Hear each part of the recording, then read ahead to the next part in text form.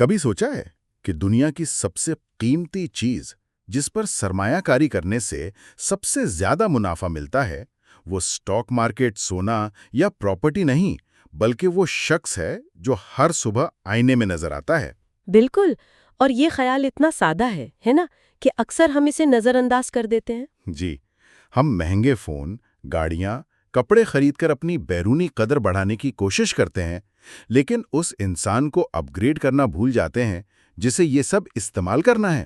آج ہم اسی خیال کی گہرائی میں اتریں گے جو ذاتی ترقی پر مبنی ایک کتابی خلاصے سے لیا گیا ہے، اور سمجھیں گے کہ خود پر سرمایہ کاری کا اصل مطلب کیا ہے۔ ہمارا مقصد آج یہ کھوج لگانا ہے کہ کیسے روزانہ کی چھوٹی چھوٹی عادتیں، سوچ اور صحت پر تھوڑی سی توجہ دے کر کوئی بھی اپنی زندگی کا رخ بدل سکتا ہے۔ تو آئیے اس خیال کو ایک کہانی سے شروع کرتے ہیں۔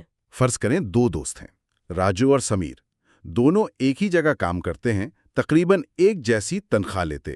راجو کو جب بھی بونس ملتا یا کچھ اضافی پیسے آتے تو اس کا پہلا خیال ہوتا چلو نیا فون لیتے ہیں یا برانڈڈ کپڑے خریدتے ہیں۔ اس کے لیے کامیابی کا مطلب تھا اچھا دکھنا۔ دوسری طرف سمیر کا رویہ تھوڑا مختلف تھا۔ وہ اپنی اضافی آمدنی کا ایک چھوٹا سا حصہ الگ رکھتا تھا، لیکن بینک میں رکھنے کے لیے نہیں بلکہ خود پر لگانے کے لیے۔ اچھا۔ کبھی اس نے پبلک سپیکنگ کا کوئی آن لائن کورس لے لیا، کبھی مالیات پر کوئی کتاب خرید لی، یا کبھی اچھے جم کی ممبرشپ لے لے تاکہ صحت ٹھیک رہے۔ شروع میں تو کوئی فرق نظر نہیں آیا، بلکہ لوگ مذاق اڑاتے ہوں گے کہ یہ کیا فضول خرچی ہے۔ بالکل، اس کے دوست یہی کہتے تھے۔ لیکن 5 سال بعد تصویر بالکل بدل گئی۔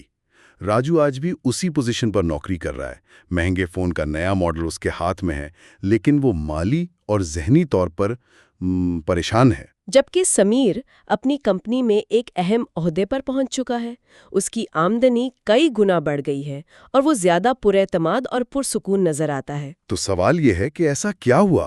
اور یہی آج کی گفتگو کا مرکزی نقطہ ہے۔ فرق کسی جادو سے نہیں بلکہ سرمایہ کاری کی قسم سے آیا۔ راجو نے ایسی چیزوں پر سرمایہ کاری کی جن کی قیمت وقت کے ساتھ کم ہوتی گئی، جیسے فون یا کپڑے؟ جی، جبکہ سمیر نے اس واحد اثاثے پر سرمایہ کاری کی جس کی قیمت وقت کے ساتھ ہمیشہ بڑھتی ہے، یعنی وہ خود۔ واہ! تو اس کا مطلب یہ ہوا کہ اگر کسی کی مالی حالت خراب ہے تو اسے اپنے بینک اکاؤنٹ سے پہلے اپنی سوچ اور صلاحیتوں پر کام کرنا چاہیے۔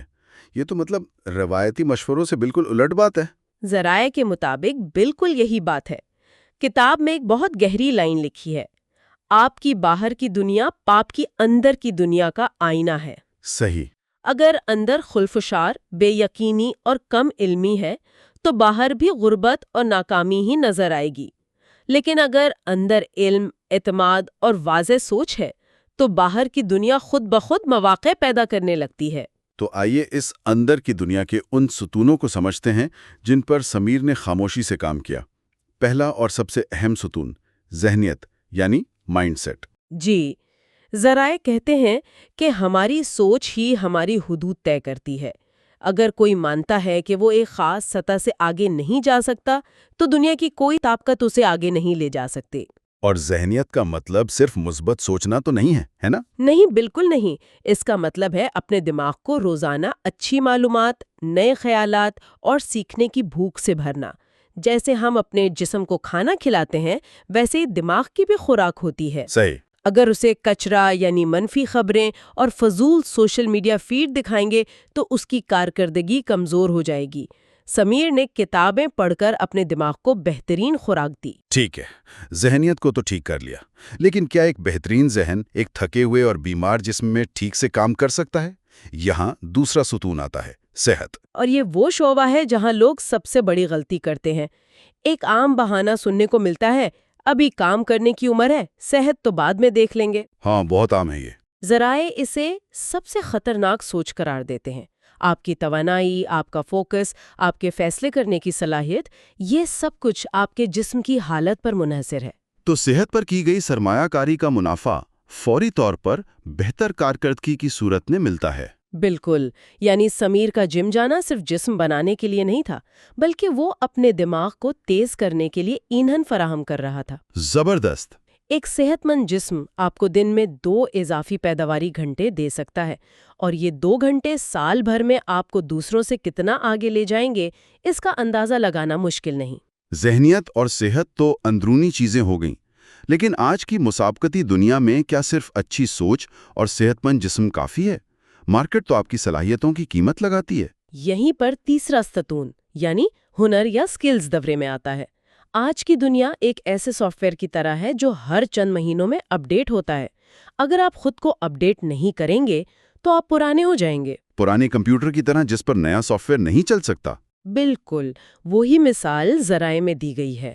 پرانی صلاحیتوں کے ساتھ نئے دور کے مسائل حل نہیں کیے جا سکتے۔ تو سمیر نے جب وہ آن لائن کورس لیا تھا تو وہ دراصل اپنے آپریٹنگ سسٹم کو اپ گریڈ کر رہا تھا۔ جی ہاں، اور ذرائع اس بات پر بہت زور دیتے ہیں کہ ہر سال کم از کم ایک نئی یا آمدنی بڑھانے والی مہارت سیکھنی چاہیے، چاہے وہ کمیونیکیشن ہو، ڈیجیٹل مارکیٹنگ ہو یا پیسے کو سنبھالنے کا فن۔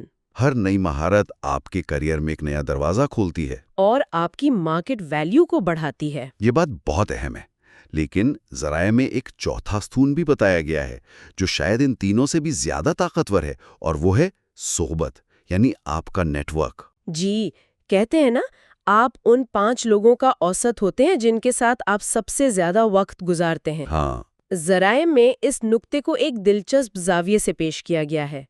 اکثر لوگ ہنر پر سب سے زیادہ سرمایہ خرچ کرتے ہیں، لیکن مصنف کے مطابق اگر آپ کی صحبت ٹھیک نہیں تو آپ کا بہترین ہنر بھی غلط سمت میں استعمال ہو سکتا ہے یا ضائع ہو سکتا ہے۔ بالکل، سوچیں اگر ایک بہت باصلاحیت کرکٹر گلی محلے کے لڑکوں کے ساتھ ہی کھیلتا رہے تو کیا وہ کبھی قومی ٹیم تک پہنچ پائے گا؟ نہیں، کبھی نہیں۔ اسے بہتر کھلاڑیوں اور کوچز کے ساتھ رہنا ہوگا۔ تو اس کا مطلب یہ ہے کہ صحیح لوگوں کے ساتھ اٹھنا بیٹھنا نئی مہارتیں سیکھنے سے بھی زیادہ اہم ہے۔ یہ ایک دوسرے سے جڑے ہوئے ہیں۔ آپ کی صحبت ہی آپ کو نئی مہارتیں سیکھنے پر مجبور کرتی ہے اور آپ کی ذہنیت کو بلند رکھتی ہے۔ صحیح۔ اگر آپ کے دوست ہر وقت مہنگائی اور مسائل کا رونا روتے ہیں تو آپ کی توانائی بھی کم ہو جائے گی، لیکن اگر آپ ایسے لوگوں کے ساتھ ہیں جو موقع اور حل تلاش کرنے کی باتیں کرتے ہیں تو آپ کی سوچ خود بخود مثبت ہو جاتی ہے۔ اچھا، یہ 4 ستون تو سمجھ آ گئے، ذہنیت، صحت، ہنر اور صحبت، لیکن مسئلہ تو یہیں سے شروع ہوتا ہے۔ یہ سب باتیں سننے میں اچھی لگتی ہیں، لیکن عملی زندگی میں انہیں کیسے اتارا جائے؟ سب سے بڑی رکاوٹ تو وقت کی کمی ہے۔ ذرائع اس وقت کی کمی کے تصور کو ایک وہم قرار دیتے ہیں۔ وہ کہتے ہیں کہ مسئلہ وقت کی کمی کا نہیں، وقت کی ترجیح کا ہے۔ ہر انسان کے پاس دن میں 24 گھنٹے ہی ہوتے ہیں۔ بالکل، فرق صرف یہ ہے کہ کوئی اپنا وقت خرچ کرتا ہے اور کوئی سرمایہ کاری کرتا ہے۔